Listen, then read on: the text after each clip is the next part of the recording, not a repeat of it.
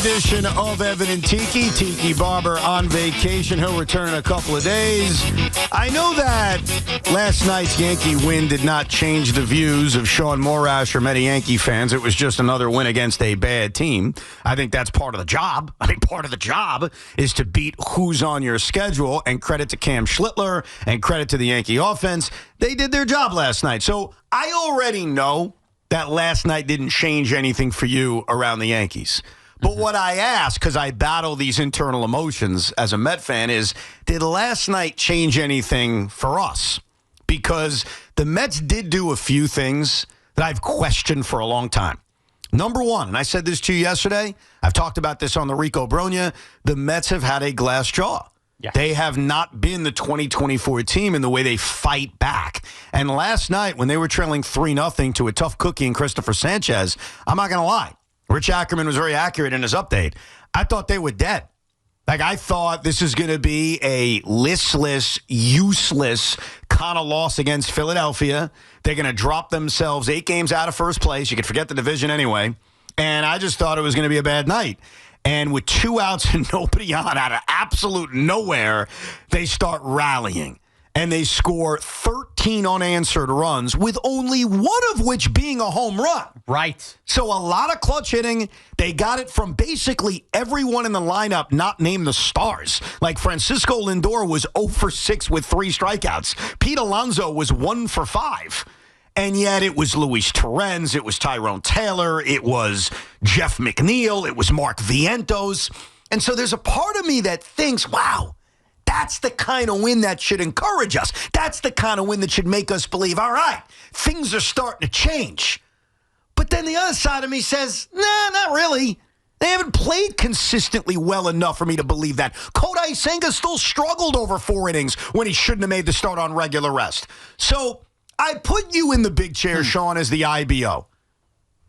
Was last night's Met victory the kind of win that should excite us all as fans to think, all right, things are changing? I'm not going to say a DVD kind of win, but the kind of win that maybe turns this whole thing around. So while I'm with you, you need to see more than this, right? You could give it all back and lose tonight, lose tomorrow, lose 2 out of 3, and this means nothing. And for baseball in New York, we've seen a lot of that. But yes, it is, Evan. Yes, it is. For a lot of the reasons. When you explode like that versus a rival, 13 runs, and continue to send the message to the Phillies, by the way, despite our struggles, we will continue to own you. I think you can lean on that. You have that goofy delay with the glare where the Phillies are crying like babies. And you end up having that kind of becoming a rallying cry on social media last night with the glare, and you respond. And Mark Vientos, above anything else, when some of us stupidly were talking about, is this the odd man out, trade him? He continues to push the right buttons and dial it up. I think the Mets offense last night found something within them where, hey, we don't have to always go as Pete Alonso and Francisco Lindor goes. We can have nights like this versus a good starting pitcher. So there is an opportunity there with the little hokey moment with the glare that you could look back on last night and say that was a pivotal turning point. And, oh, by the way, bumping up your lead on the Reds to 2.5 games at least gives you that again. That was cushion. big. That's the biggest part of the whole thing. No doubt. I found myself staying up late to make sure the Dodgers took care of business. That's pennant race baseball. I think there were a lot of good signs from last night's win. And there have been some good signs over the last few weeks. And you mentioned Mark Vientos. I remember saying this to you guys back in June, as he was continuing his year-long struggle, that he was the most important guy to this lineup. Yeah. That getting him going changes everything. And he has really changed over the last 30 days. I think the line of demarcation I was looking at was basically a few days after he came back from his brief stint on the injured list, where he missed a bunch of time. So I pulled it up this morning on Baseball Reference because I was curious. Like, all right, how long has this gone on? In the last 30 games, which is a pretty good sample size, right around a month, Mark Vientos is hitting .304 with a .900 OPS, 6 home runs, and 24 RBIs. So we are now seeing an extended run from Vientos that has lasted a month. And it's not just him. I think what's encouraging, and don't confuse what I find encouraging with thinking, all right, all is well with the world. Sure. Because I'm still not there yet. But it is encouraging that they don't have to overly rely on the 4 stars. that you can get an off night from Lindor who goes 0 for 6 and still win a baseball game. That you can get a good night from Juan Soto. I mean, the guy was on base 3 times, but it's not like he was hitting 3-run home runs or driving guys in. You could get a quiet night from Pete Alonso and still score 13 runs. Like, that's, I think, one of the most encouraging things, that you can get contributions from everyone in the order. And then the other thing was the bullpen bailing out Cody Senga. Well, that's for sure. Because Cody Senga, and I'm a big supporter of his, Sean. I love the guy. I've defended him against some Met critics who are all pissy that he can't pitch on regular rest. Everything needs to be perfect. Player? It was Jets' favorite player. Oh, he's turned. Okay. You know who Jets' favorite player is? It's Juan Soto. Not quite. Jets' favorite player is a very patient man. He's a patient child.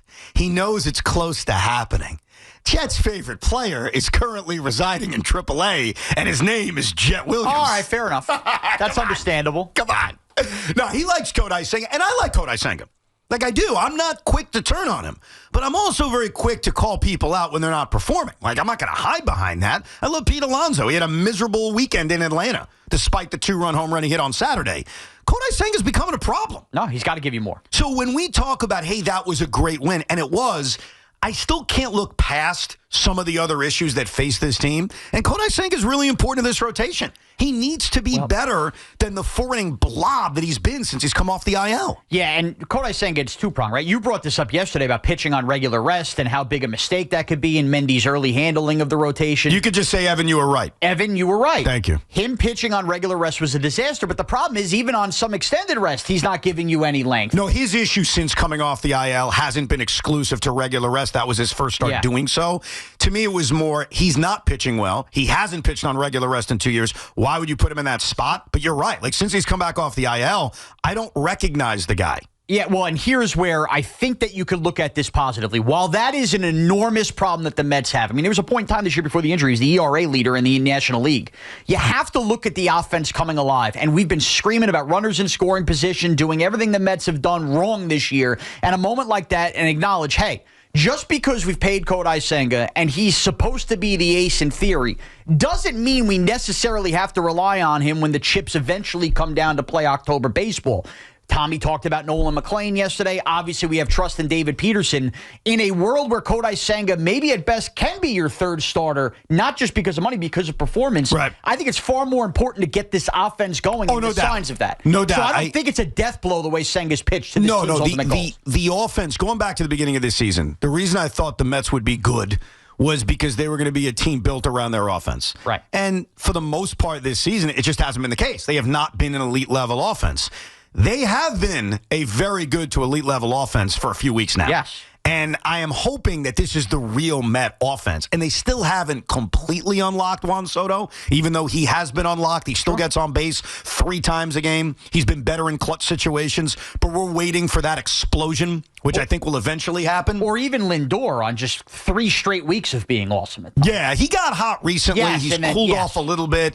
But you're right about the offense.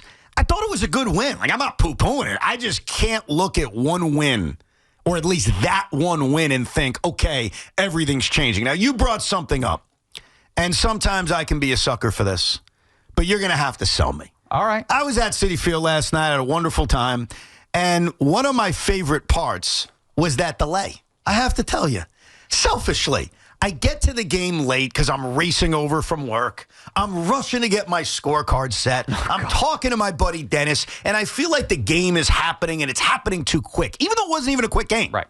When the delay occurs in the top of the 5th inning, right after Jose Castillo, who made his gallant return, gets a big double play against Alec Boehm, obviously the delay starts. Alec Boehm is a whiny, crying little biatch, so he complained, oh, I see something. Something's in my eyes. I don't know. And they stopped the game to check out the boom mics, which it took me about 2 minutes to realize. We're calling them boom mics now? Boom mics? Oh, because his name is Alec Boehm. Very good. So they delay the game, and I really enjoyed the delay. Like, it almost made me think that baseball needs a halftime. Oh, God. Because it allowed me to catch up on my scorebook, allowed me to take a deep breath, and the best part was my buddy Dennis is there. He's like, hey, you took me to the game, Ev? You want some food? I was like, hell yeah. Give me a hot dog. And I usually say no because I'm too busy watching the game and scoring the game. He comes back with a hot dog. I eat the hot dog. The game still hasn't restarted. I'm like, this is amazing. Then it restarts, and that schmo Brandon Marsh, who hasn't had taken a shower in 3 years, bounces out on the first pitch. Yep. And I look at my buddy, I'm like, this was great. So I love the delay selfishly. You're telling me that this delay could be the new, spark for the Mets season? Look, for me, we said at the beginning of the year, and we joked about a lot of this, so I understand a lot of this is tongue-in-cheek. All right, you got that, Anthony Gallo? When we have moments like Grimace and OMG and the pumpkin and all that crap, we said all year the Mets hadn't had something you can lean on. Last night versus a rival, it was something about the way Alec Bohm was bitching and moaning, crying about it. And it was the ridiculousness of a microphone glare that has basically existed all year. That suddenly, after that moment, now the Mets had already come back a little bit, but they completely take off and hang 2 touchdowns on the Phillies in a game the Phillies are crying about a mic. I know that it's hard to see the forest through the trees, and I'm guilty of this with negativity. But I think if the Mets start to rally off here and they win this series, maybe they sweep this series, and they really start pumping their chests out, you could look back and go, it all started on glare night. Oh, God. And the microphone glare doesn't need to throw out a first pitch and be dressed like a purple blob. He doesn't need to be the rally pimp. He doesn't need to be named Seymour Wiener. I think the mic glare could be the moment where the Mets rockets red glare. So, I appreciate the attempt. I don't buy any of that for a second, but can I tell you what I would buy? Okay. What I try to do sometimes is put myself in other people's shoes. I try to do that when I talk about the Yankees, when I talk about the Giants, when I talk about the Knicks. It's why I try to be an IFO, IBO. I try to think about, okay, what would I be saying? What would my brethren be saying if this was us? Can I, and I don't want to offend you or the audience, do you mind if I become a Philly fan for 30 seconds? Yeah, we know it's not authentic, so go for it. If I was a Philly fan last night, and I think to you and what you've said about Yankees, Red Sox, I do. I think about the idea that Yankee fans believe, well, we can't beat the Red Sox. We can't beat the Astros, right? They think that. Now, I disagree with it, but you guys think that. If I was a Philly fan, or if, let's say, you were a Philly fan, or most of our audience were Philly fans, what would you be saying today? And I think if you're being honest with yourself, what you'd be saying today is, we can't beat the New York Mets. No doubt. And Alec Bohm bitching and whining about a boom mic is an example of the tears. An example of the, damn, we can't beat them. Because there was something else that happened after last night's game that points me in this direction. You know Bryce Harper? You familiar with his work? I'm very familiar with Bryce Harper. Bryce Harper. Apparently Brian Cashman's not. That's right. Bryce Harper had a quiet 1-for-4 day. I'll get into the rivalry pack that he has debuted, which has pissed a lot of people off maybe a little bit later. But Bryce Harper made a very innocent comment about how sometimes it feels like the Mets know what's coming. Like the Mets are so good at stealing signs. Now, Bryce did not accuse the Mets of anything nefarious because there's nothing against sign stealing. It's a part of baseball. The Astros were different. They took it up a notch. But sign stealing is a part of the game. So I want to make this clear. I don't think Bryce Harper was accusing the Mets of anything. And quite frankly, even if he did, I could give 2 rats' asses. I don't care. 2 rats' asses. 2 rats' really asses. Up the rats' asses. That's right. But I think Bryce Harper making a very innocent, honest comment about, man, it's like they know what's coming. And you combine that with Alec Bohm saying, the glare. It kind of reeks of a team that's starting to think, well, we can't beat them. Why? Yeah, it's in their head. We're better than them. And let's be honest, Met fans, they've been better than us. They had a better record last year. They have a better record this season. Yet head-to-head, it hasn't been the case. We know what happened in the DS last year. We know what's happened so far in the regular season. I don't fully buy all this stuff. But again, I'm trying to put myself in the Philly fan shoes. No, it's meant to. I could see the Bohm stuff kind of relating to this whole, I don't get why we can't beat this team. We beat everybody else, and you're almost frustrated. And if that is truly becoming a mental thing, that's great for us. It is great. And again, not that you want to see the guy banged up, but if you see this team in the playoffs, you're not going to see Zach Wheeler either. That's going to rain on them or grain on them. But you know what this reminded me of in reverse, Evan? Go ahead. Tommy's made a lot, and he's not here today. He's grieving about Tommy DeVito. Tommy's made a lot of the idea of the big brother stuff, the little brother stuff. Old Mets stuff a couple of years ago was, oh, my God, Joe Musgrave's got something on his ear. Stop the game. Do this.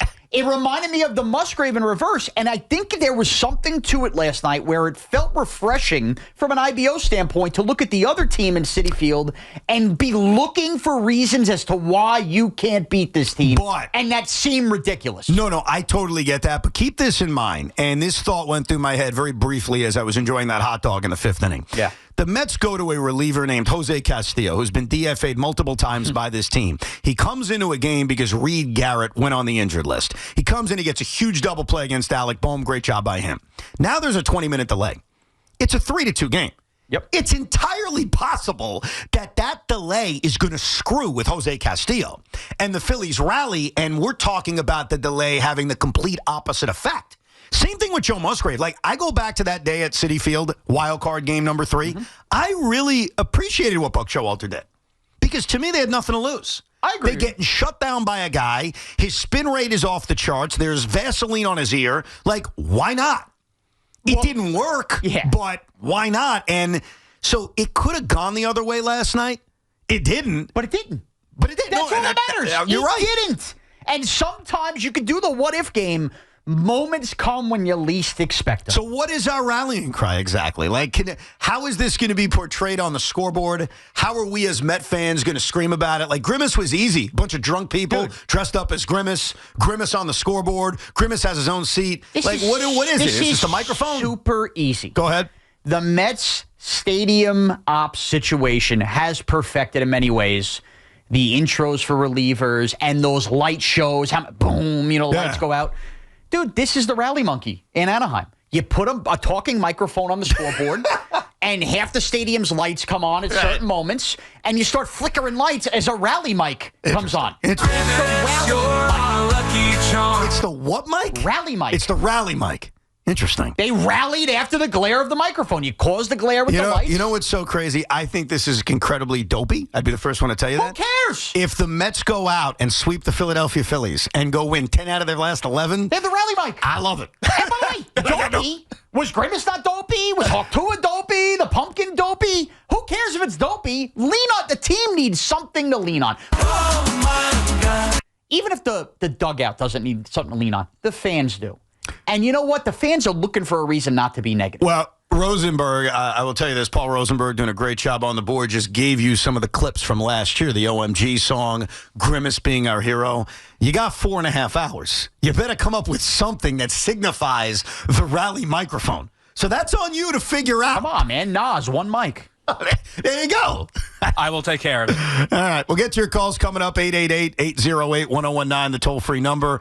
We'll get to the Yankees as well, their victory over the Washington Nationals last night and what it means. Plus, I have definitive evidence that will calm down Yankee fans in terms of their fear of the Boston Red Sox and why they can't beat them. Undeniable proof that will calm everybody down. Oh, the Red Sox traded their whole roster with the Nationals?